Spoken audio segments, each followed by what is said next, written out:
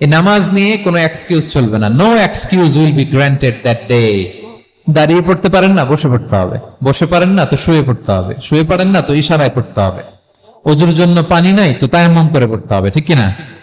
হাফিজু আলাস সালাওয়াত, সালাতের ব্যাপারে সচেষ্ট হও, কারণ এটা প্রথম হিসেব চাইবেন আল্লাহ। আল্লাহ বলেন আউয়ালু মা ইউহাসাবু বিহিল আবদু ইয়াউমাল কিয়ামাতি আস-সালাহ। কিয়ামতের সর্বপ্রথম হিসেব হবে নামাজের। আওয়াজ করে বলেন কিসের?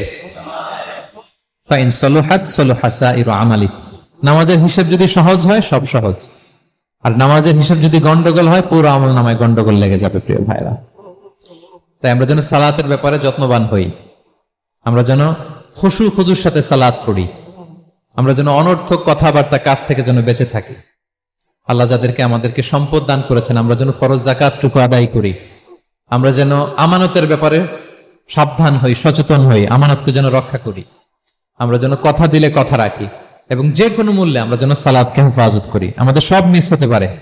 কাজকে আমরা বলবো যে নামাজ আছে, নামাজকে বলা যাবে না আমার কাজ আছে, ঠিক কিনা বলেন?